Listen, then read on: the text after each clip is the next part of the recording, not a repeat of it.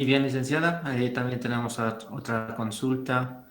Nuestra hermana Araceli Pari dice una pregunta según la neuroteología. ¿Cómo podríamos, bueno, creo que es una pregunta incompleta, cómo podríamos, tal vez quiso decir, tratar los trastornos, por ejemplo, la esquizofrenia, ¿no? Bueno, vuelvo al principio que les decía. La neurociencia, neuroteología o neuroteología bíblica nos va a ayudar a identificar algunas falencias en la estructura del aparato nervioso, pero no nos va a dar un tratamiento.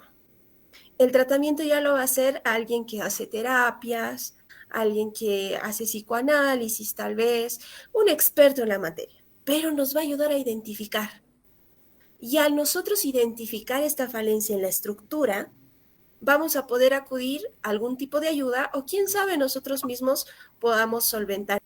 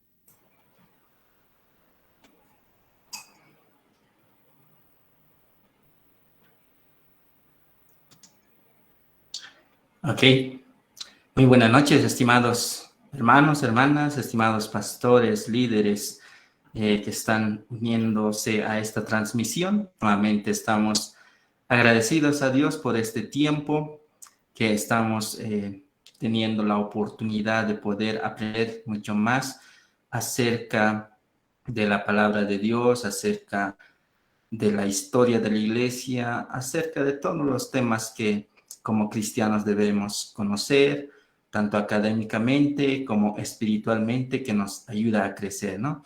En esta noche sean bienvenidos nuevamente a este espacio de aprendizaje, donde aprenderemos un tema especial en esta noche. Hoy tenemos un nuevo webinar acerca de la historia de la iglesia. Tenemos también a nuestro invitado, quien nos estará compartiendo este tema tan importante. Nuevamente, agradecemos a cada uno de ustedes que se están conectando en este instante a través de nuestras redes sociales, de Facebook, de YouTube y también de nuestra plataforma de Google Meets, en el cual vamos a poder participar en esta hora de aprendizaje. Y quisiera también que escriban en la sección del chat si estás siguiéndonos en Facebook o YouTube o Google Meets.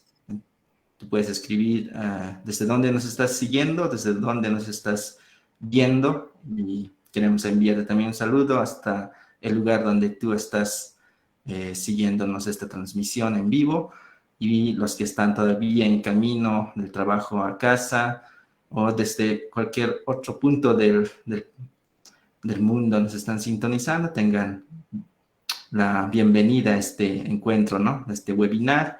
Hoy tenemos este tema que es tan importante, que es la historia de la iglesia durante la colonia. Entonces, esta noche estaremos viendo un poco de historia con nuestro invitado de esta noche, nuestro pastor Miguel Ángel Condoretti. Él es pastor de la iglesia presbiteriana de la ciudad satélite, Volviendo a las Escrituras. Es estudiante también de la carrera de liderazgo pastoral. Él es también facilitador de diferentes talleres, seminarios, webinars, en diferentes lugares, ¿no? Como invitado, acerca de temas escatológicos y temas históricos. Y esta noche tenemos la oportunidad de poder conocer más acerca de la historia de la iglesia. De esta manera damos la bienvenida a nuestro pastor Miguel Ángel, quien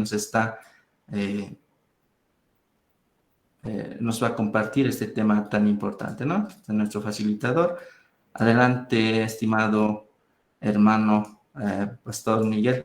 Bienvenido nuevamente a este encuentro, a este momento de aprendizaje. Buenas noches, pastor.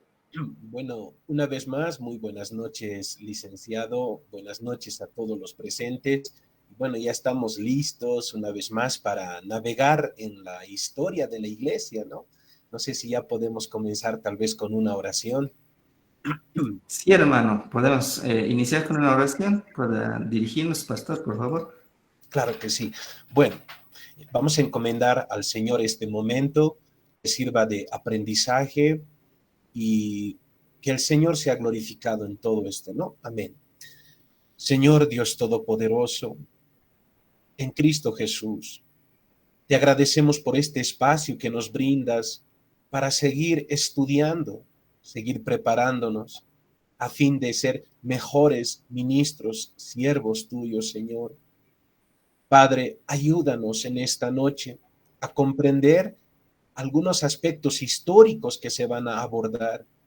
Como expositor, ayúdame a exponer de una manera clara, sencilla, pero sin dejar de lado también aspectos profundos de la historia. Que todo sea para la gloria de tu nombre en Cristo Jesús. Amén. Amén. Amén. Muchas gracias, estimado pastor. Recordarles a nuestros participantes de la plataforma de Google Meet apagar sus micrófonos para no perjudicar esta exposición de este tiempo de aprendizaje. Estimado pastor, tenemos 45 minutos para poder presentar nuestra exposición y los 15 minutos para poder resolver preguntas y comentarios del público. Muy bien, podemos iniciar, estimado pastor. Muchas gracias una vez más, licenciado, y muchas gracias también a la Universidad de Aquino y a la carrera de liderazgo pastoral por esta oportunidad. En esta ocasión quiero presentarles una parte de la historia de la iglesia a la que le he titulado La Iglesia durante la Colonia, una vez más les doy la bienvenida a esta presentación. Bueno, a manera de introducción, para poder entender mucho mejor de qué estamos hablando y por qué estamos hablando lo que estamos hablando. Tengo un bosquejo, un pequeño cuadro que trata de ayudarnos a entender lo que quiero explicarles, ¿no? A manera de introducción. La iglesia, desde el primer siglo hasta el año 1054, sería el siglo X, era una sola. La iglesia no estaba fraccionada, no estaba dividida. Por supuesto que habían pequeños grupos heréticos, sí. Sin embargo, la iglesia como tal se mantuvo unida. Sin embargo, en el año de 1054, estamos hablando en la Edad Media, siglo X, hay un cisma, hay una división. La iglesia se divide en dos partes. Por un lado vamos a tener la iglesia occidental y por el otro lado la iglesia oriental. Ahí de fondo ustedes pueden ver el mapa de lo que es el Imperio Romano, lo que era el Imperio Romano y cómo está fraccionado en dos partes. También en una esquina de sus pantallas hay un mapa pequeño, que es el mismo que está en el fondo, ¿verdad? Con el cursor estoy señalando. Por una parte vamos a tener a la iglesia occidental, llamada también latina, y por el otro lado tenemos a la iglesia griega, también conocida como oriental u ortodoxa. Entonces, en el año 1054 se divide la iglesia. Ahora, en la parte occidental, estoy señalando en el mapa Europa, es donde se va a producir en el año de 1517 la Reforma Protestante. A partir de ese momento se llega a contar el inicio de la Reforma Protestante. Por tanto, la Reforma Protestante, valga la redundancia, se produce en el ala occidental de la iglesia, en la parte occidental de la iglesia, en la iglesia latina. A partir de 1517 en adelante vamos a tener a protestantes y a católicos. Repito, a protestantes y a católicos. Pero esto a partir de 1517 en adelante. Ahora, Cristóbal Colón, porque de ahí vamos a empezar a hablar del tema de la colonia, Cristóbal Colón llega a América en el año de 1492. Esto significa que Colón llega antes de que se produzca la Reforma Protestante. Si tuviéramos que responder a la siguiente pregunta, ¿Colón pertenecía a la iglesia occidental o a la iglesia oriental? La respuesta sería a la iglesia occidental, conocida como latina, conocida también como católica. Bueno, después de esa aclaración, continuemos. Cristóbal Colón llega en 1492 a esta parte del mundo. Estamos diciendo que 25 años después de la llegada de Cristóbal Colón va a estallar la Reforma Protestante en Europa. Entiendan bien ese tema. Cuando Cristóbal Colón llega, todavía no existe la iglesia protestante. Me refiero a que todavía no había ocurrido la Reforma Protestante. A eso me refiero. Entonces, unos 25 años después de la llegada de Cristóbal Colón se producirá la Reforma Protestante. Ahora, cuando Cristóbal Colón llega a esta parte del mundo, ya tiene un concepto, una idea, una concepción religiosa en su mente. El búlgaro historiador y filósofo Svetan Todorov, en su libro La conquista de América, el problema del otro, señala que a través de los escritos, los diarios de Cristóbal Colón, se puede notar una de las intenciones que tenía al llegar a esta parte del mundo o al buscar nuevas rutas comerciales. Y una de las intenciones grandes y enormes que tenía Cristóbal Colón en el corazón eran cuestiones religiosas. Algunos historiadores lo señalan como que Colón nació fuera de su tiempo. ¿Por qué? Porque las cruzadas ya habían concluido para el tiempo de Cristóbal Colón. Sin embargo, Colón tiene en la mente y el corazón de que se pueda realizar una nueva cruzada, de pronto partiendo de España hasta la Tierra Santa y recuperar Jerusalén de las manos de los musulmanes. Para el tiempo de Cristóbal Colón, Jerusalén, la Tierra Santa, estaba en manos de los musulmanes. Él quiere recuperar, pero para recuperar se necesita un ejército potente y para eso se necesita economía. Entonces, una de las motivaciones por las que Colón busca oro, por las que Colón busca riqueza, es que él quiere potentar la corona española, que es católica, a fin de producir una cruzada, podríamos decir eso, con el propósito de rescatar Jerusalén de las manos de los musulmanes. Entonces, desde el momento que llega Cristóbal Colón, ya con él llega una concepción religiosa a esta parte del mundo. Prosigamos. Al siguiente año de que Colón llegó a esta parte del mundo, y esto lo señala José de Mesa y Teresa Gisbert, dicen: apenas conocieron Fernando e Isabel la existencia de los nuevos territorios, se apresuraron a legalizar su posesión y para tal efecto solicitaron al Papa, el Papa de turno era Alejandro, ¿no? Un título de posesión, dice. El Papa reinante en el momento era Alejandro VI y él les contestó de manera favorable a esa petición, ¿no?, de los soberanos españoles, dándoles la posesión de las nuevas tierras a perpetuidad para ellos y sus descendientes. ¿De qué estamos hablando? En la concepción religiosa de la época y dentro del catolicismo, aún en la actualidad, se tiene la idea de que Pedro es el representante de Cristo en la tierra. Y los sucesores de Pedro que vendrían a ser el Papa en la concepción religiosa católica, también son los representantes de Cristo en la tierra, son los vicarios de Cristo en la tierra. Por tanto, si Cristo es amo y señor de toda la tierra, su representante igual. Entonces, por eso es que los reyes católicos, Fernando e Isabel, al siguiente año de que Cristóbal Colón llegó a esta parte del mundo, le piden de que les conceda estas tierras a la corona española. Alejandro VI dice, está bien, y lo concede a los reyes españoles y a sus descendientes a perpetuidad. La CNN en español indica que Alejandro VI sería uno de los 8 papas más corruptos de la Iglesia Católica. Se dice que este papa, Alejandro VI, compró su pontificado, sobornando a personas para que puedan elegirlo para ello. También se le acusa a este papa Alejandro VI de ser una persona muy licenciosa, muy libertina. Tanto así que tuvo muchas amantes y muchos hijos con estas amantes.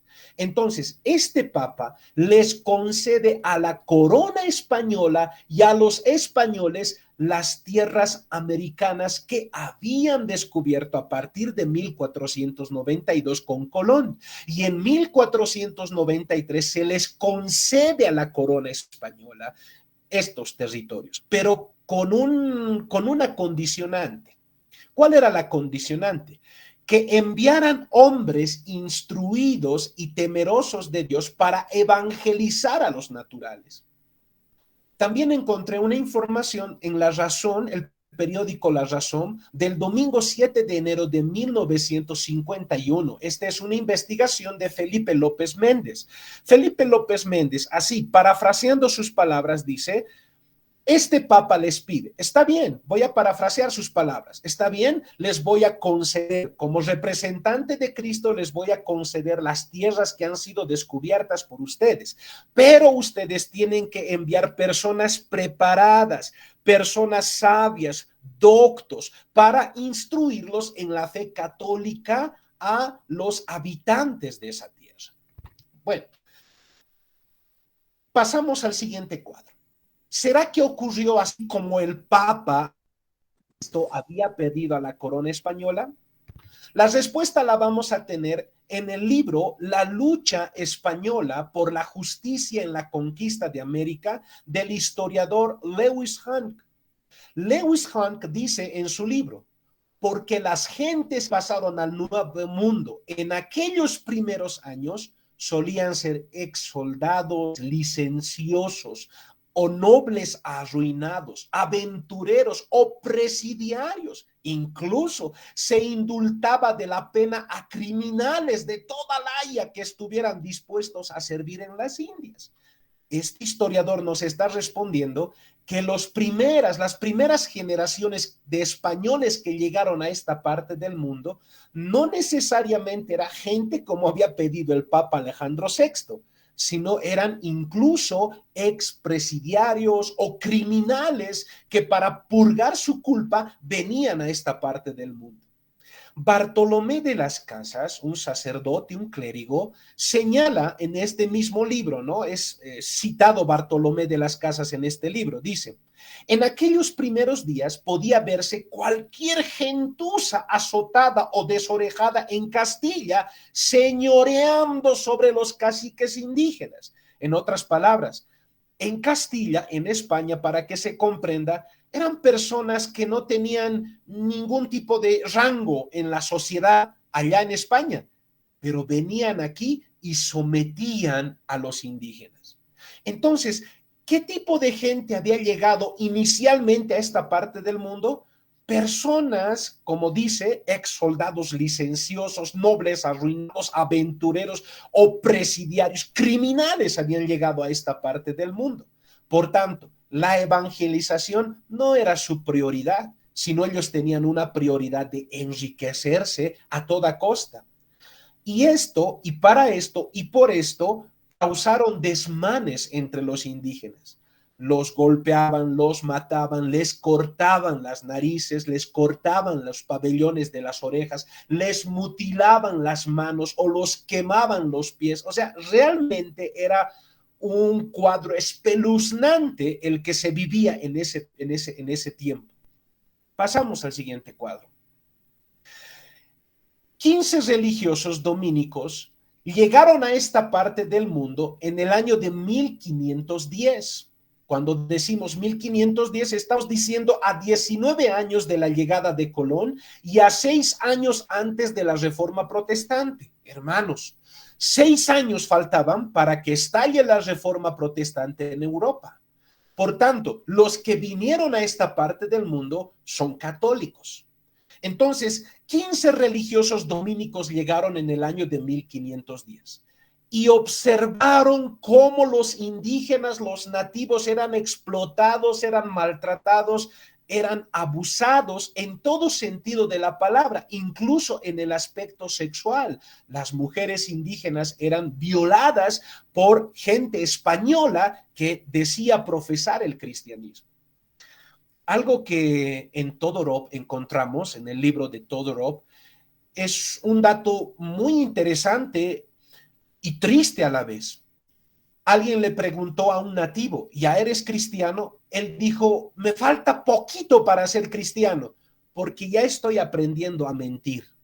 Para ellos, en este periodo de tiempo, mentiroso era sinónimo de cristiano. ¿Qué les parece?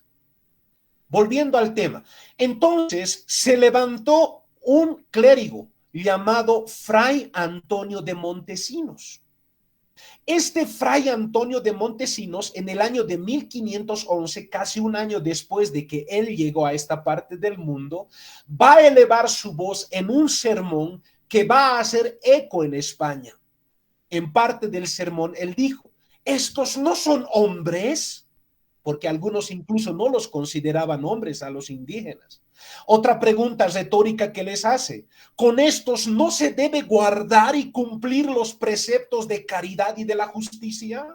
Otra pregunta que les hace: ¿estos nos han ofendido en algo? Y finalmente les dice: todos estáis en pecado mortal y en él vivís y morís por la crueldad y tiranía que usáis con estos inocentes gentes.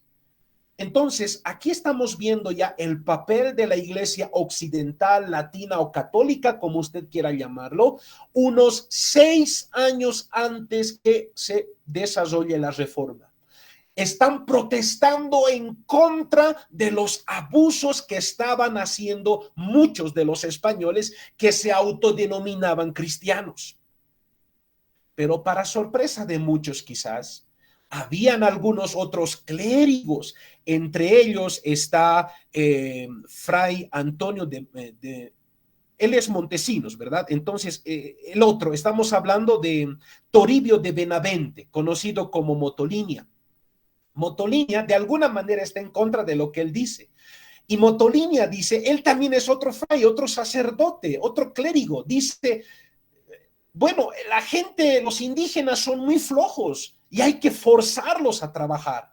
Ahora hay que obligarles a escuchar el evangelio a base de la violencia muchas veces. ¿Por qué? Porque Cristo dijo, fuércenlos a entrar al reino de los cielos. Miren, esa pugna hubo.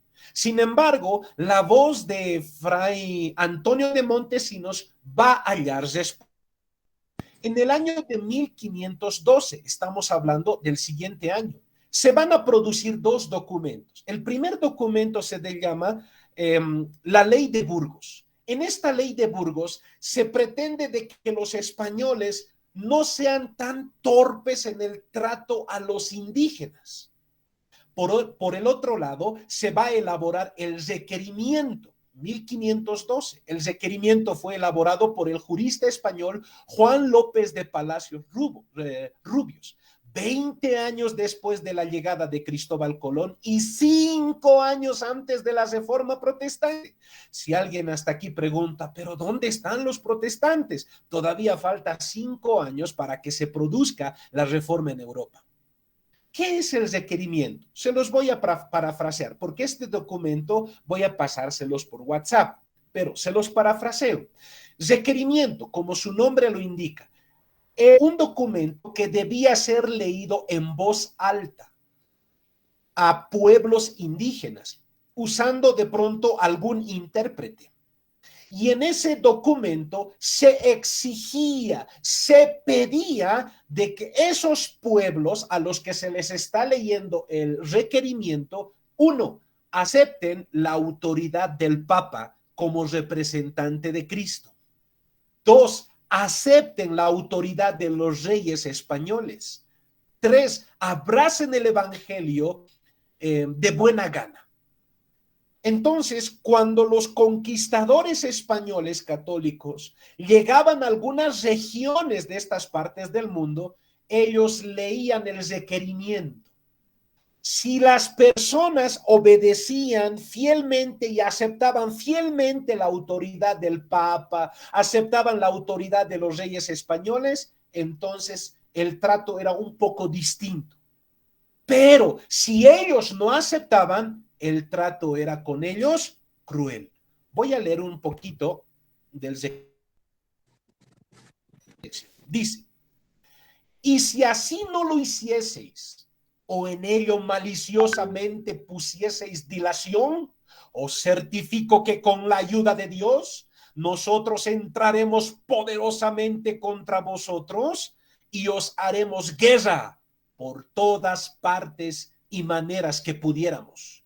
Y os sujetaremos al yugo y a la obediencia de la iglesia y de sus majestades. Y tomaremos vuestras personas y de vuestras mujeres e hijos y los haremos esclavos y como tales los venderemos y dispondremos de ellos como sus majestades mandaren. Y os tomaremos vuestros bienes y os haremos todos los males y daños que pudiéramos, como a vasallos que no obedecen ni quieren recibir a su señor y le resisten y contradicen. Y protestamos que las muertes y daños que en ellos se siguiese sea vuestra culpa y no de sus majestades, ni nuestra, ni de estos caballeros que con nosotros vienen. En síntesis, se les pedía a través de este documento que era leído por alguno de los españoles, podía ser incluso un clérigo, un sacerdote, se los leía y otra persona lo traducía a los pueblos que llegaban. Y se les pedía que se sometiesen a la corona española, reconociéndolos como soberanos, pero también se sometiesen al poder del Papa, a lo consideraba dueño del universo, dueño del mundo por ser representante de Cristo, y aceptasen el evangelio. Y si no aceptaban el evangelio, ni al Papa, ni a la Iglesia Católica, ni a los reyes católicos, entonces eran matados, esclavizados, sus mujeres violadas, sus hijos vendidos como esclavos. La evangelización como tal va a comenzar inicialmente en Nueva España. Se conoce como a Nueva España en ese periodo de tiempo a lo que hoy en día nosotros llamamos México, parte de Centroamérica y una pequeña parte de Norteamérica. Ante el interés de la Iglesia católica, de la Iglesia latina, de la Iglesia occidental, de expandir el mensaje del Evangelio, inicialmente van a llegar los mercedarios, la Orden de los Mercedarios en 1494, la Orden de los Dominicos en 1510. Todavía no se ha producido la reforma, pero ahora sí, cuando llegan en 1524 los franciscanos, ya se produjo la reforma en Europa. En 1533 llegaron los agustinos, de la cual era parte Martín Lutero. En 1549 llegan los jesuitas, pero los jesuitas no llegan directamente a Nueva España, que sería México, sino llegan a una región del Brasil. Por eso ahí pueden ver un pequeño mapa del Brasil. Y los primeros jesuitas en llegar a esta parte del mundo van a ser martirizados, pero finalmente van a llegar. ¿Cuál es el propósito que estos clérigos sacerdotes tienen? La evangelización. Y para la evangelización ellos van a comenzar a usar métodos. El primer método que van a empezar a usar es las señas, pero no funcionaba mucho porque no sabían cómo hacer señas. Segundo, ellos van a empezar a usar dibujos. Ahí ustedes pueden ver de fondo unos dibujos que parecen de unos niños pequeños, que en realidad son dibujos que datan del periodo de la colonia y se conoce como catecismo testeriano, en honor a Fray Jacobo de Testera, que fue el primero que creó este tipo de dibujitos para enseñarles acerca del Evangelio y la Biblia a los habitantes de esta parte del mundo. Ahí podemos ver un dibujo donde un clérigo está enseñando a los indígenas y en la parte de atrás también hay algunos españoles. A través de dibujos les está pretendiendo enseñar el Evangelio. Entonces, las órdenes que hemos mencionado, mercedarios, dominicos, franciscanos, agustinos, jesuitas, tienen el fin de evangelizarlos con la fe católica.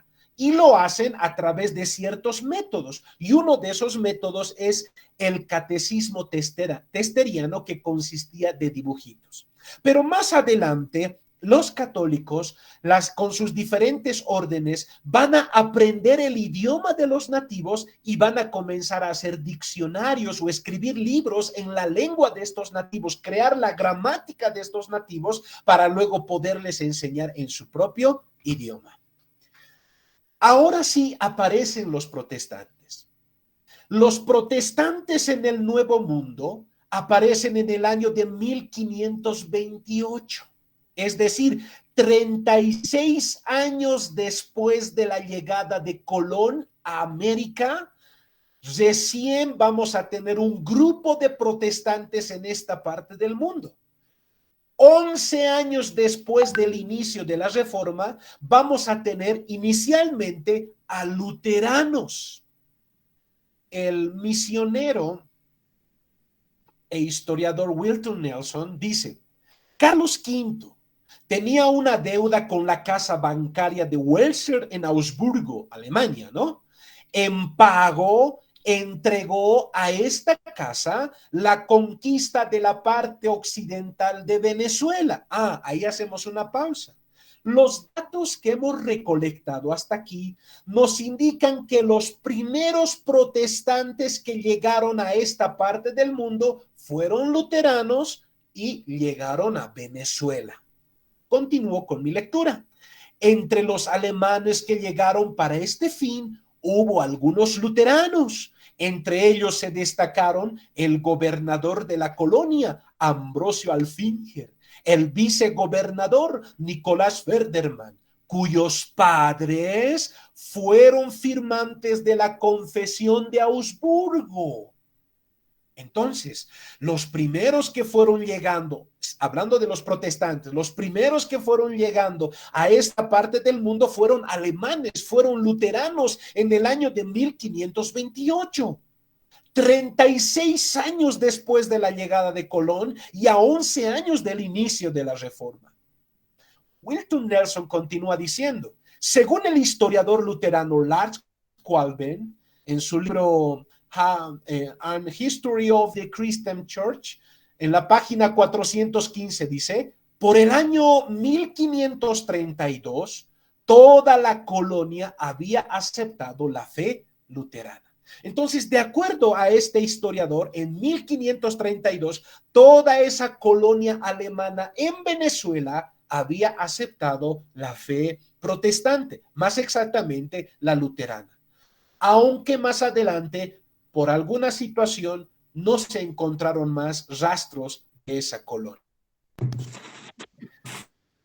Entonces, ya tenemos a los protestantes en el Nuevo Mundo.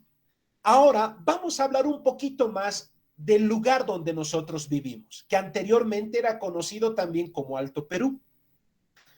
La fe católica, la fe de la Iglesia católica, la fe de la Iglesia occidental latina, va a llegar a esta parte del mundo a través del conquistador Francisco Pizarro en 1532. Quizá para Bolivia, a partir de ese momento deberíamos contar la colonia.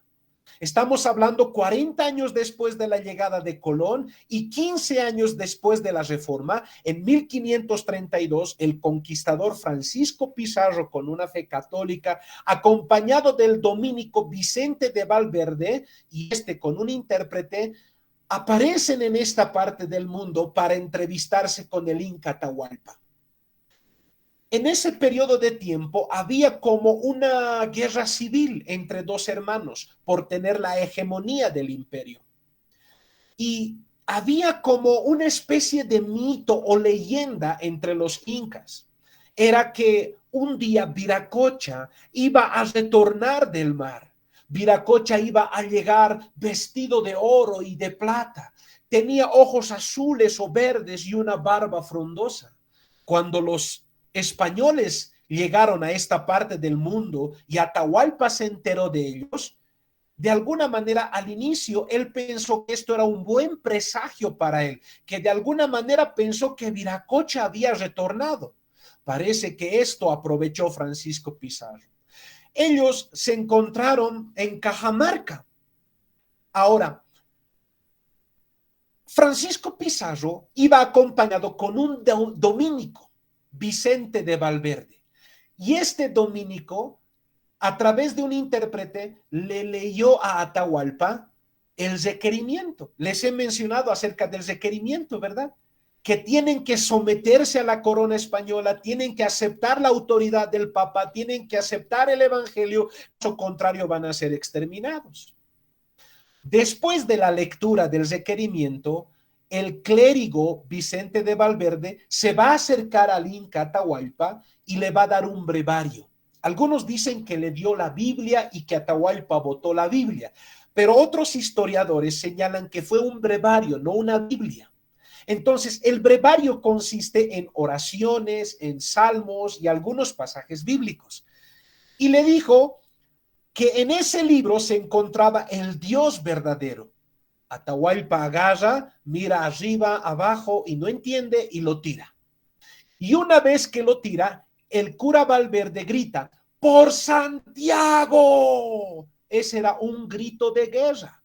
Ante ese grito de guerra, salen jinetes a caballo con sus armaduras y otros a pie y comienza a cortar brazos, piernas, cabezas. Empieza una matanza terrible y logran capturar al Inca Atahualpa y lo hacen prisionero. Por un año va a estar prisionero y ellos van a pedir rescate. Después de ese año lo van a matar y lo estrangulan. Pero antes de estrangularlo, el mismo cura Valverde lo va a bautizar como cristiano a Atahualpa. Pasemos. De alguna manera llegó, podríamos decir, la fe a esta parte del mundo. Ahora, durante la primera época de la conquista, los sacerdotes hacían una vida nómada. Recorrían unidos a los conquistadores por diferentes zonas de Alto Perú. Pero después, poco a poco, comenzaron a instalarse porque se empezaron a crear las ciudades. Inicialmente las ciudades con fines de dar mayor comodidad y los servicios que tenían en Europa a los españoles. Entonces se crearon las ciudades y las ciudades españolas que se crearon tienen un estilo damero, se los llama, con una plaza mayor en el centro de la ciudad, con una iglesia y al lado el ayuntamiento y la gobernación. Por eso es que las ciudades antiguas, las ciudades fundadas por los españoles, siempre tienen una plaza mayor, una plaza central y en medio una iglesia. Y las calles tenían que apuntar a la plaza mayor y a la iglesia. ¿Por qué la iglesia en el medio? Porque ellos consideraban que Dios debía estar en todo momento en el pensamiento de los indígenas y de los españoles, que Dios debía ser el centro de sus vidas. Y en ese periodo de tiempo las iglesias eran grandes, tenían torres elevadas para que los indígenas o la gente española puedan mirarla desde lejos e ir a la iglesia. Entonces, los primeros religiosos que llegaron al Alto Perú, ahora conocido como Bolivia, serían los dominicos. Los jesuitas, de los que tanto se está hablando en este tiempo, llegaron en 1572 a lo que hoy en día conocemos como Bolivia. Otra de las cosas que hizo la Iglesia Católica cuando llegó a esta parte del mundo son las famosas reducciones. Tanto en el Brasil como en distintas partes de Sudamérica, Centroamérica, hicieron las reducciones. ¿En qué consisten las reducciones? El historiador Carlos de Mesa Gisbert dice que las reducciones consistían en lo siguiente, y voy a dar lectura para que se entienda. Con el nombre de reducciones se conoce la urbanización de la zona rural que consistió en reunir en un solo pueblo las aldeas prehispánicas dispersas. Así sabemos que en Caquiaviri se reunieron 23 pueblos antiguos, en Tiwanaku 10, en Jesús de Machaca 15. Esto permitía reunir a la población para su cristianización y para el control presupuestario. En estos nuevos pueblos de indios no podían vivir españoles y solo se permitía la estancia de un cura doctrinero. En palabras más sencillas, habían muchos pueblos antes de la conquista. Cuando llegaron los conquistadores para evangelizarlos de una manera más eficaz, a estos pueblos pequeños los reunían en planicies, los reunían en ciertos lugares que ellos consideraban adecuados. Ahí de fondo tenemos un dibujo de lo que habría sido una reducción. En esa reducción ponían la iglesia al medio, una plaza grande, y entre ellos vivía un cura que tenía que adoctrinarlos en la fe cristiana. Llegamos al año de 1556 y aquí vamos a tener nuevamente presente a los protestantes. Hasta aquí habíamos mencionado que en Venezuela ya tenemos a los luteranos. Hay una colonia alemana de luteranos. Pero en el año de 1556 van a llegar los hugonotes franceses, que también son protestantes. Para ello, voy a citar a Joel Bick. En uno de sus libros, La espiritualidad puritana y reformada, dice: la compañía de pastores escogió a 2 ministros para enviarlos a Brasil. A Brasil, el martes 25 de agosto de 1556. ¿Y por qué los están enviando a Brasil? En respuesta a una carta pidiendo a esta iglesia enviar misioneros a las nuevas islas de Brasil que los franceses conquistaron. ¿Quiénes fueron elegidos? El señor Pierre Richer y el señor Guillaume Chartier. 2 franceses, 2 ministros franceses misioneros fueron enviados, y a ellos se los conoce como hugonotes, a Brasil. ¿Cómo les fue?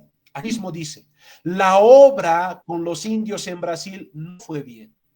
El pastor Richier escribió a Calvino, al reformador francés Juan Calvino, en abril de 1557, que los salvajes eran increíblemente bárbaros. Les faltó comunicación. No pudieron entablar una comunicación con ellos. A lo que estaban haciendo los sacerdotes católicos en Nueva España, tratando de comunicarse por medio de dibujos, por medio de señas y de intérpretes. Parece que eso faltó entre los protestantes hugonotes franceses en Brasil. Entonces, el pastor Richier escribió a Calvino en abril de 1557 que los salvajes eran increíblemente bárbaros. Y el resultado, dice en la carta, es que nuestra esperanza de revelarles a Cristo se ha frustrado. En el libro, Joel Pic dice, el resto de la historia es trágica, porque Villagnon se desencantó de Calvino y los reformadores, y el 9 de febrero de 1558, en inmediaciones de Río de Janeiro, estranguló a 3 calvinistas, a 3 hugonotes, ¿no?, que son calvinistas, y los arrojó al mar. Los creyentes, los demás, huyeron para salvar sus vidas, pero más tarde los portugueses atacaron y destruyeron lo que quedaba de la colonia. Y no se tuvo ningún rastro más de los protestantes hugonotes. Pero ya los vamos a tener en 1556. En 1580 va a ocurrir algo. Se lo denomina el Taqui-Onjoy. Se los menciono así con mis propias palabras. ¿A qué se refiere? Habían pasado 88 años de la llegada de Cristóbal Colón, casi 100 años ya.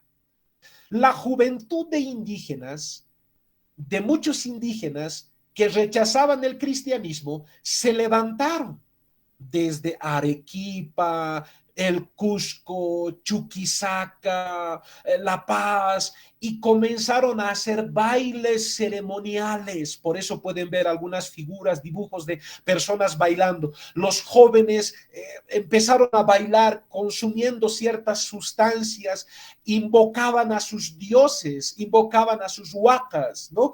¿Para qué? Para que se levanten sus huacas, sus achachilas, para que se levanten y expulsen al Dios de los cristianos, porque ellos se sentían oprimidos, explotados, abusados por esa fe.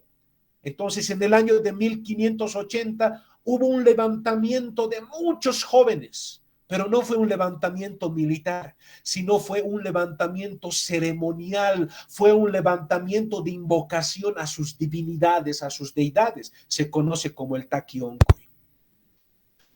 En 1610 se va a crear el tercer tribunal en Cartagena de Indias, es decir, se va a establecer oficialmente en el año de 1610 la Santa Inquisición en esta parte del mundo. Una de las razones, hermanos, es la presencia de los protestantes. Sí, los protestantes ya tenían su presencia con los luteranos en Venezuela y con un grupo de hugonotes en Brasil. Por tanto, en 1610 se va a crear lo que es el tercer tribunal de Cartagena de Indias, la Santa Inquisición. Pero no solamente por eso. Investigando un poquito más, es porque habían algunos sacerdotes abusivos específicamente con las mujeres. La Inquisición, la Santa Inquisición, no solo era para aplicarla a protestantes o a los que ellos consideraban herejes, hechiceros o brujos, sino también la Santa Inquisición era para castigar a los mismos clérigos, porque los historiadores dicen que habían muchos sacerdotes y ahí podemos ver colgado uno. No es un indígena el que está colgado, si ustedes ven. En este dibujo se representa a un europeo, de pronto un español. ¿Por qué? Porque violaban mujeres. Estos sacerdotes violaban mujeres, abusaban a mujeres, abusaban a las personas. Entonces la misma iglesia se encargaba de castigarlos. Entonces, la Inquisición no solamente se instaló en 1610 solamente para castigar a los protestantes o a los que ellos consideraban herejes, sino a sus mismos sacerdotes abusadores. Y y malos, ¿no? No hay otra palabra. Continuamos. En el año de 1620, y aquí voy a citar el libro de la historiadora y docente de historia en la UMSA, en la Universidad Mayor de San Andrés, aquí en la ciudad de La Paz, Eugenia Bridiquina, tiene un libro que se llama La mujer en la historia de Bolivia, imágenes y realidades de la colonia.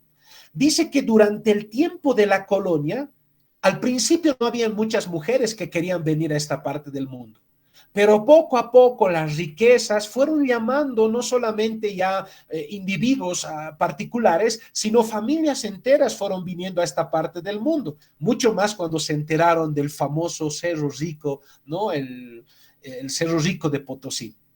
Y la historiadora dice, también la mujer fue la primera maestra de sus hijos hasta que llegados a la edad suficiente pudiera confiarse a los cuidados de algún religioso. ¿Qué estamos diciendo aquí?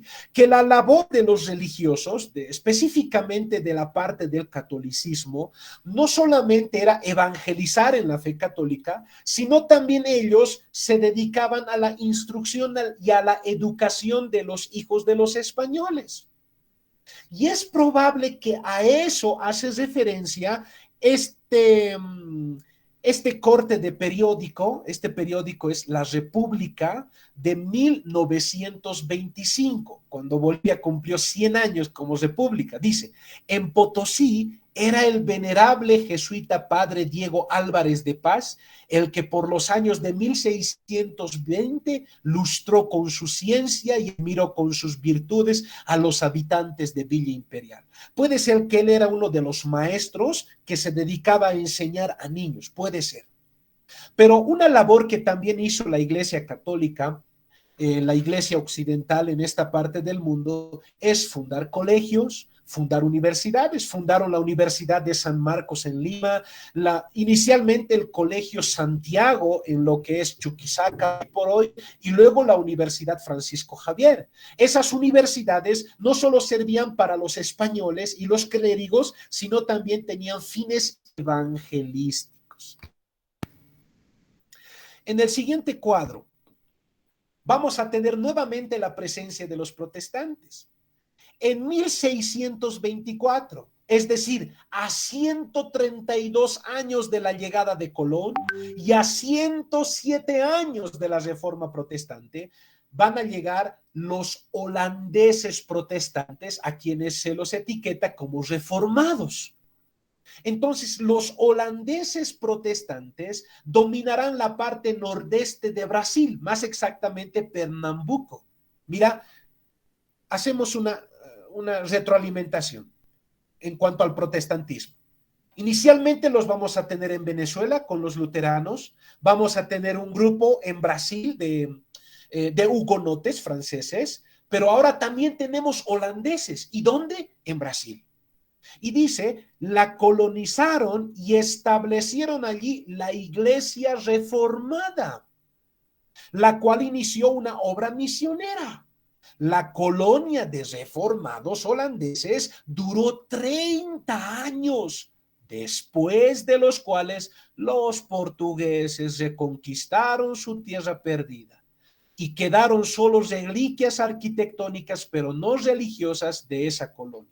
Nuevamente, hermanos, estamos viendo el mismo desenlace.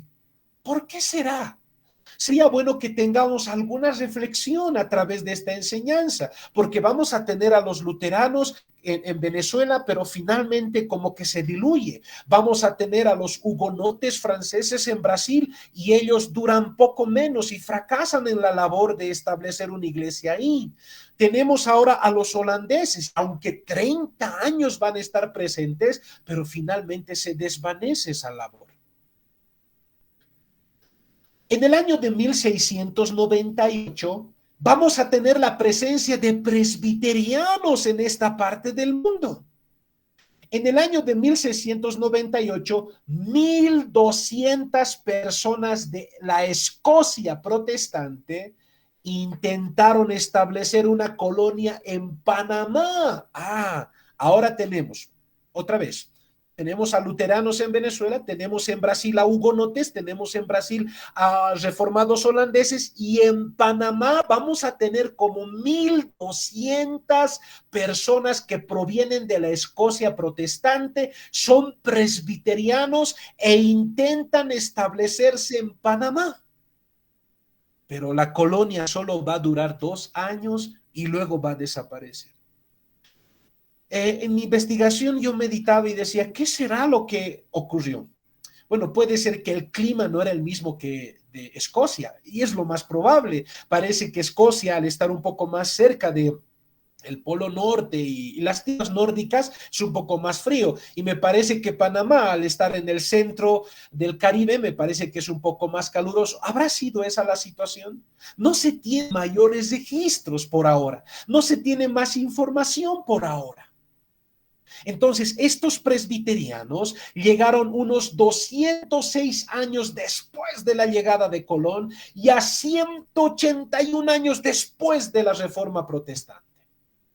Avanzamos.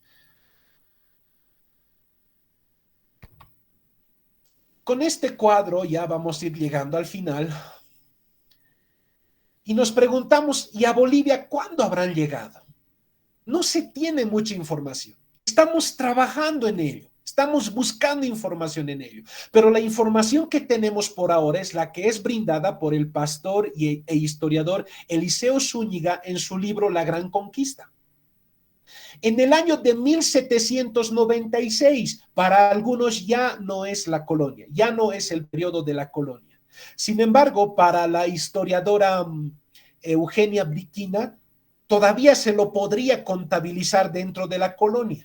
Bueno, puede ser que sí, puede ser que no es todavía la colonia, pero este dato lo he puesto porque el primer registro de un protestante en nuestro suelo está en Chuquisaca. En La Plata se lo denominaba. Y es Juan Bautista Corsa, que fue condenado a muerte por la Inquisición por predicar la salvación por la fe sola sin obras meritorias del hombre. Ese es el único dato que hasta ahora vamos a tener al respecto de la presencia de un protestante. No sabemos si era presbiteriano, holandés, hugonote, no sabemos de dónde es, pero él está predicando la salvación por la sola fe. Ese es un mensaje protestante. Y lamentablemente fue condenado por la Inquisición. 1796 es 304 años después de la llegada de Colón. Es a 279 años de la Reforma Protestante. Es a 240 años después de la llegada de los primeros protestantes a Sudamérica, de la que se tiene registro. Sin lugar a dudas, hay mucha tela por cortar, hay mucho por estudiar, hay mucho por trabajar todavía en estos datos de la historia de la iglesia durante la colonia. Espero que algunas luces hayamos podido brindar de ese periodo de tiempo que quizá no se le toma muy en cuenta. Aquí está la bibliografía que hemos consultado, los periódicos y todo ello, ¿no? Ahí está la bibliografía que hemos consultado. Voy a mandarlos esto al grupo de WhatsApp para que ustedes puedan revisar la bibliografía y tener muchos más datos al respecto. Bueno, muchas gracias por su atención, muchas gracias a la universidad, muchas gracias a las autoridades de la universidad y a ustedes, queridos hermanos, por su paciencia en esta pequeña enseñanza acerca de la iglesia, su presencia durante la colonia. Muchas gracias. Adelante, licenciado. Muy bien, muchas gracias, estimado pastor Miguel. Muy interesante la historia de la iglesia, ¿no? Durante la colonia, en el texto boliviano, ¿no? Hablando, ya que muchos de nuestros participantes también nos están viendo de afuera, ¿no? Desde otros países. Entonces, también importante mencionar que el contexto que estamos abordando es el contexto boliviano. Muy bien, muchas gracias, estimado pastor. Vamos a ir también a la sección de participaciones, comentarios, preguntas. En ese sentido, tenemos también la participación abundante de nuestros hermanos en nuestra plataforma de Google Meet. Estamos reunidos alrededor de más de 100 personas. Muchas gracias, hermanos. Tenemos ya también levantando la manito nuestros hermanos, los que desean participar, estimados hermanos, de la plataforma de Google Meet, pueden levantar una manito en la aplicación y de acuerdo al orden vamos a ir también dando el lugar de la participación. Asimismo, nuestros hermanos que están en Facebook, YouTube, pueden escribir sus preguntas en la sección del chat, que vamos a también leer sus preguntas para que nuestro pastor pueda responder. ¿No? También pueden escribir los comentarios que les ha parecido esta historia, ¿no?, de la iglesia. Muy bien, vamos a dar lugar a nuestro hermano Marcelino Mauricio Ramírez en nuestra plataforma de Google Meet. Adelante, hermano Mauricio. Marcelino. Muy bien, buenas noches, ingeniero. Buenas noches, hermano. Al licenciado, al pastor que ha podido exponer. Muy interesante. Para mí prácticamente muy interesante, ingeniero. Yo le bendiga al pastor. Eso es concordar las historias que ha pasado en las iglesias de antiguamente a la actual, hasta por Cristóbal Colón, cómo ha sido. Prácticamente es muy interesante para mí porque ese es un campo que donde nosotros podemos aprender las enseñanzas muy importantes de nuestros mentores, porque al escuchar, saber, porque nos levanta esa moral para poder seguir profetizando la palabra de nuestro Padre Poderoso, porque yo creo que realmente los que estamos estudiando en la universidad no nos hemos equivocado, ingeniero, no nos hemos equivocado, sino estamos aprendiendo más, porque estas cosas que a mí muchas veces ahora en mi corazón me da esa altura de poder seguir, luchar hasta la meta, la llegada. Pero cuántos los hermanos también que están escuchando, es muy importante, muy interesante.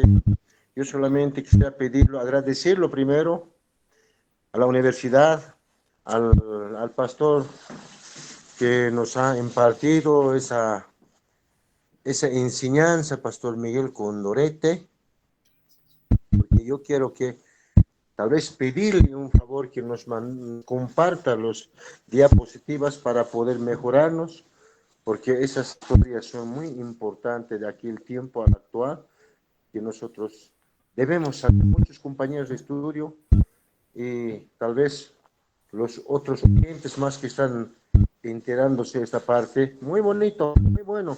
Yo le agradezco, no le voy a preguntar nada, pero yo le agradezco. Muchísimas gracias. Dios la bendiga al pastor, a la universidad, a las autoridades, al decano, al ingeniero Luis. Muchas bendiciones por programar estas enseñanzas que llegan hacia nosotros. Eso es en cuanto, ingeniero. Muchas gracias. Dios la bendiga grandemente. Muy bien, muchas gracias, hermano Marcelino. Gracias por esa participación, esos comentarios que son tan importantes, ¿no? Adelante, Pastor Miguel, tal vez alguna acotación sobre esto, sobre el material que están solicitando también. Sí, como había dicho en la exposición, sí voy a mandar al ingeniero para que lo reparta en los distintos grupos que hay, ¿no? Este humilde aporte y mil disculpas tal vez por algunos datos que se nos fueron. A veces en la exposición soltamos algunos datos, nos olvidamos de otros, pero está ahí la bibliografía para que ustedes lo consulten ustedes mismos y revisen esa bibliografía y su conocimiento de esta parte de la historia pueda crecer. Yo le animo, hermano, a seguir estudiando. Seguiremos estudiando, hermano. Seguiremos preparándonos para servir de mejor manera al Señor y que Dios sea glorificado y honrado siempre. Amén. Nada más, licenciado. Muy bien. Gracias, estimado pastor. También nuestro hermano Víctor Eduardo Ramos quiere realizar alguna participación, alguna consulta o algún comentario. Adelante, estimado hermano. Muchísimas gracias, pastor. Muchas gracias, pastor Miguel Ángel. Muy consternado, conociendo la triste historia que mintieron, que estas personas, a nombre de Jesucristo, mataron gente, explotaron pueblos, esclavizaron. Es una gran pero terrible vergüenza un asesinato tremendo que hicieron con tanta gente inocente a nombre de la iglesia cristiana.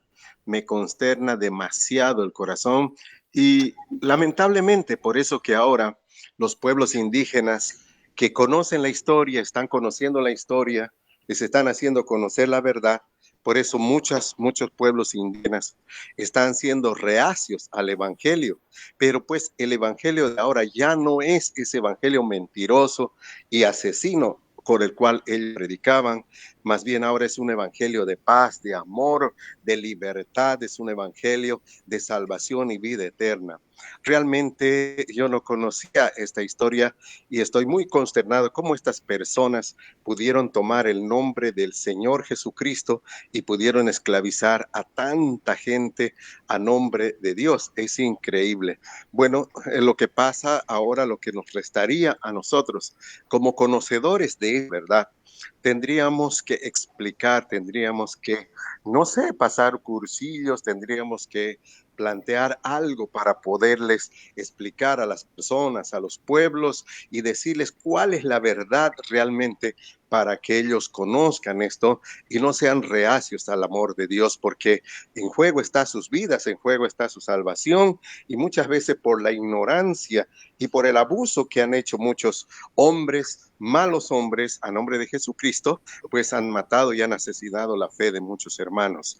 Realmente ha sido una lección muy interesante. Desearía conocer más a profundidad.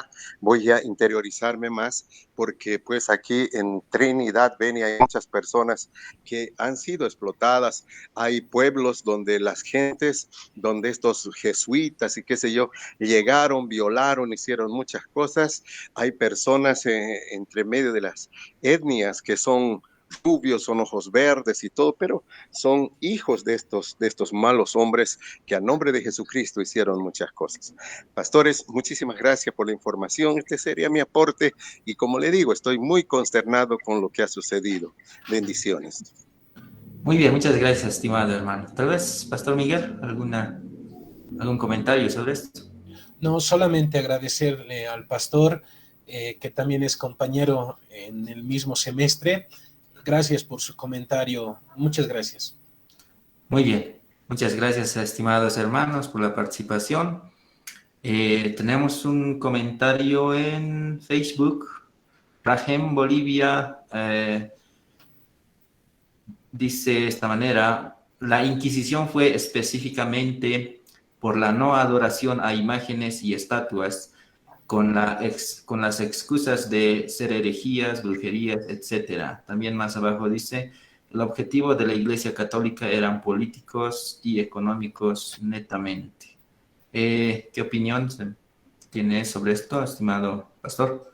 Bueno, con respecto a la Inquisición, también en honor a la verdad, la historia nos dice, y Justo González en su libro La historia del cristianismo nos dice que la Inquisición fue mucho más brutal en Europa, en España, que aquí en Sudamérica, ¿no? La Inquisición fue mucho, mucho más despiadada y brutal en España que aquí en Sudamérica. Pero si existió, pues claro que sí. Ahora, lo que menciona que habían fines políticos, por supuesto que sí. Eso no se puede ocultar. El mismo Papa Alejandro VI, bueno, es conocido como uno de los peores papas y muchos han existido como él que por tener poder político en esa época, económico, religioso, por tener poder, concentrar el poder en sí, muchos de ellos han pretendido ser papas. Durante la Edad Media igual, muchos han pretendido ser clérigos o sacerdotes o obispos por el poder que tenían en ese periodo de tiempo. Hay mucha tela por cortar. Agradezco a todos por sus comentarios, pero como el pastor decía, quisiera profundizar más, de verdad se puede tocar varios aspectos. Hemos hecho un pantallazo, un panorama general de este periodo de tiempo, pero hay otros periodos de tiempo más que estudiar. Realmente la historia es amplia. Muchas gracias por su atención y por escribir a los hermanos, ¿no?, que están comentando. Eso sería, licenciado. Muy bien, gracias, Pastor Miguel.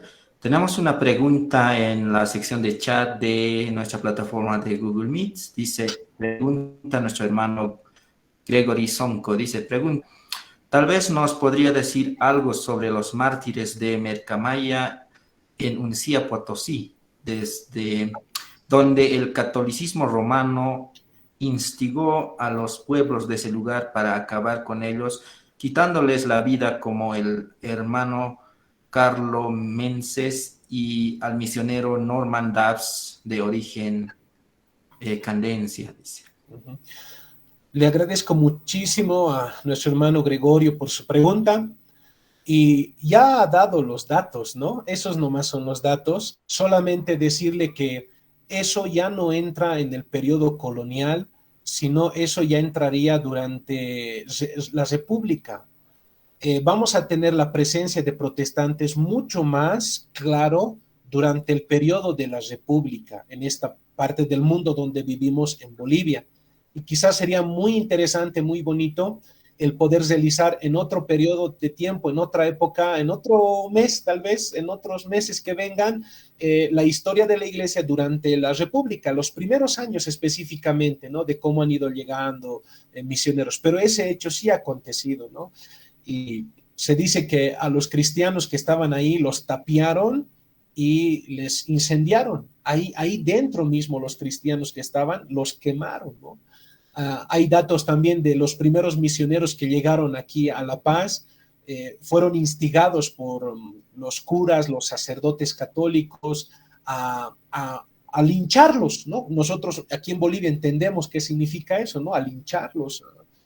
Han habido este tipo de situaciones y quizás sería bueno preparar, estudiar, revisar los primeros años de la República y la llegada del protestantismo de una manera mucho más clara. Pero gracias por la pregunta y también por el aporte en este webinar. Sí, muchas gracias, pastor. Agradecemos también a nuestro hermano Gregory Sonco desde que participó, ¿no?, con esa consulta. También tenemos otra pregunta de nuestro hermano Oscar Daniel en la sección del chat que dice, una consulta para el pastor Miguel, ¿qué nos puede decir sobre la llegada de algunos protestantes que llegaron a Bolivia en 1825 aproximadamente? Leí, no recuerdo la fuente en este momento, que el libertador Simón Bolívar recibió a algunos protestantes y les dio permiso de instalarse en el país. Bueno, es una pregunta muy similar a la anterior. Y para no desviar el tema de la iglesia durante la colonia y no mezclar datos, quizás sería bueno, repito, de aquí un tiempo, es porque es un trabajo que hay que realizar, de investigación, de lectura, y lo que ya tenemos hay que reforzarlo un poquito más. Sería bueno que podamos hablar de la llegada del protestantismo, de la presencia de protestantes durante los primeros años o décadas de la República. Eso ya entra en el periodo republicano, ¿no? 1825. Eso es lo que le podría decir, pero agradecer nuevamente al hermano por este comentario, ¿no? Sin embargo, tal vez un pequeño datito. La primera constitución política del Estado, redactada por Simón Bolívar, reconocía a la Iglesia Católica como la religión oficial y condenaba otras fes. Entonces, no sé si les sirve ese dato. Gracias. Muy bien, gracias, estimado pastor. No tenemos más preguntas, simplemente hay comentarios que podemos también dar lectura. Algunos comentarios tenemos en Facebook, en YouTube, también en nuestras plataformas en Google Meet. En YouTube, Noemí Hinojosa dice muchas bendiciones, estimados pastores. Eric Portillo envía saludos. Justo Abraham Chipana dice igual, ¿no? Envía saludos, presente. Lidia Moeller también dice buenas noches, bendiciones. Nuestro arquitecto Jorge Dogweiler también escribió, excelente expositor, miembro del Instituto Universitario de Investigaciones Teológicas y Eclesiales, nos dice nuestro arquitecto. Mónica Flores dice gracias, excelente tema. En Facebook, de la misma manera, hay participaciones, comentarios que escribieron nuestros seguidores y los que están conectados en este momento también. Macario Calizaya dice, muy buenas noches, hermanos. Nati Maidana, muy buenas noches, amados pastores. Saludos desde Cochabamba. Enviamos saludos también a la hermana Nati Maidana hasta Cochabamba. Rajen Bolivia, leímos su comentario.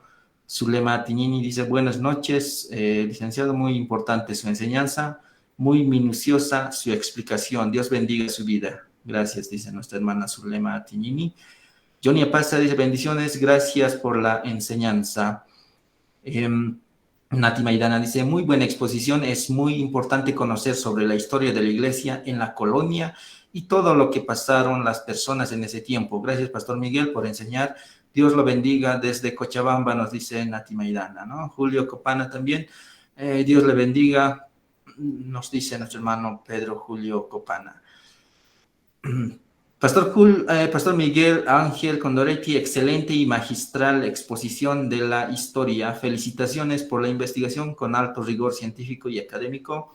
Miembro del Instituto de Investigaciones Teológicas Eclesiales. Bendiciones, nos dice también desde la carrera de liderazgo pastoral. Sí, recordarles también a los participantes, nuestro Pastor Miguel es miembro, ¿no?, del Instituto de Investigaciones de la Universidad de aquí en Bolivia, de la carrera de liderazgo pastoral.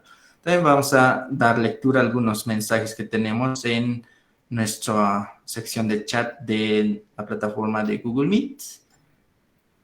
Marisol Rocío escribió diciendo, buenas noches, amados pastores, Dios los bendiga. Porfirio Calle, de la misma manera, buenas noches, estimado ingeniero y todos los participantes, paz de Dios. Keila López también se ha conectado, enviando saludos y bendiciones. Sonia Guadalupe, Ali Mamani, Nelson Tambo, Oscar Antonio Huarachi, buenas noches, bendiciones, nos dicen nuestros hermanos. Luis Norman Condori, Ángel Natán, saludos hermanos, muchas bendiciones. Natividad también se ha conectado. Muy buenas noches, amados pastores, nos dice nuestra hermana Natividad. Eulogio Apaza también envía saludos. Buenas noches, Pastor Miguel Ángel. Gracias por el programa y muchas bendiciones al ingeniero Iván por la dirección. Enviamos saludos, estimado hermano Freddy, gracias por escribir. Miriam Celia también dice buenas noches. Johnny Javier, de la misma manera, bendiciones para todos. Buen tema, felicidades, nos dice nuestro hermano Johnny Javier. Valentino Samo, buenas noches, bendiciones para todos. Demetrio Belis, de la misma manera, dice el Señor te bendiga abundantemente, nuestro hermano Demetrio Belis. Constantino Flores también dice, muchas gracias, licenciado, por el tema, Dios le bendiga. David Willy Villarreal dice, buenas noches, ingeniero Iván, Pastor Miguel, gracias por su presentación, sigan adelante, saludos desde Bermejo, Tarija. Nuestro hermano David se está conectando desde Tarija, también enviamos saludos a nuestro hermano. Joel Condori dice igual buenas noches. Félix Quispe, Hilda Quispe, Elisa Mamani, envían saludos, bendiciones, ¿no? También nos están siguiendo nuestro decano de la Facultad de Teología, Filosofía y Letras, Pastor Miguel Ángel, excelente y magistral exposición de la historia, dice nuestro arquitecto. Janet Belis dice bendiciones, muchas gracias. Muchas gracias, dice, ¿no?, la exposición. Demetrio Freddy también se ha conectado. A Shalom nos dice nuestro pastor Jorge Choque. Janet Wendy, Paola Ramos, Zulma Calizaya, Sonia Guadalupe, Virginia Huarachi, Sandra, Karina, y hay muchas participaciones, ¿no? Santusa, Rosario, Eduardo Espada, Néstor Castillo, Isaí Murga, Damaris Aliaga, Vilma Achocalla, dice buenas noches hermanos, qué bendición poder aprender, recordar aquellas cosas que ocurrieron, nos dice nuestra hermana Vilma. Eduardo Mamani también dice excelente, es muy importante conocer la parte histórica sobre la iglesia en la colonia, muchas gracias, bendiciones pastor, dice nuestro hermano Eduardo Mamani. Ivette Calicea, muy interesante, gracias por los datos de esta presentación en este webinar, Dios les bendiga. Ángel Natán, fue muy interesante, importante la exposición y una parte de la historia clave. Zulma Calizaya, Facunda Rossi, gracias Pastor Miguel por la exposición y a la universidad por los webinars, nos dice Facunda Rossi Bautista. Gregory Sonco, ya leímos su pregunta, gracias por participar, estimados hermanos. Antonia Huacoto, Roberto Luis, Juana Beisan, Jorge Luis Céspedes, Beatriz Mónica, Mario Yugra, Samuel Flores, María Rosario. Hay bastantes participaciones que escribieron nuestros hermanos, Miguel Ángel, Miriam Celia, Adela Gloria, Fredia Pasa, Ángel Natán, Cristian Miguel, Máximo Ullardo también, ¿no? Sin olvidarnos de algunos que escribieron agradeciendo por esta exposición, enviando saludos y bendiciones. Muchas gracias, hermanos, hermanas, pastores, pastoras, líderes que se conectaron a través de nuestras plataformas de Google Meet, Facebook, YouTube. Estamos agradecidos a Dios por esta participación y agradecemos también a nuestro pastor Miguel por compartirnos este tiempo de aprendizaje. Tan importante conocer la historia de la iglesia, ¿no? En este contexto, lo que es en Bolivia. De la misma manera, enviamos saludos a nuestro arquitecto Jorge Daweiler, decano de la Facultad de Teología, Filosofía y Letras, a nuestro ingeniero Luis Mamani, director de la carrera de Liderazgo Pastoral, a todos los hermanos que se conectaron y que nos están siguiendo y también verán en diferido. Agradecerles por sus comentarios, por su participación, por enviar saludos, por enviar esos mensajes de agradecimiento también. De esta manera podemos cerrar esta sesión, estimado Pastor Miguel, tal vez con algunas palabras para poder cerrar la sesión. No, simplemente agradecer a Dios, agradecer a los hermanos que han estado presentes, escuchando, aprendiendo, agradecer a la universidad por el espacio y motivarnos mutuamente a seguir escudriñando las escrituras, a seguir orando y a la misma vez a seguir escudriñando la historia de la iglesia para entender mucho mejor nuestro contexto, el contexto en el que vivimos, ¿no? Simplemente eso, querido licenciado, nada más. Gracias. Muy bien, gracias a usted, estimado Pastor Miguel, y gracias a todos. Y esperemos el siguiente webinar, el siguiente viernes en el mismo horario. Muchas gracias, bendiciones, hermanos. Hasta luego. Bendiciones. Bendiciones. Felicidades por el tiempo. Buenas noches. Bendiciones, licenciado, bendiciones, pastores. Bendiciones, buenas noches.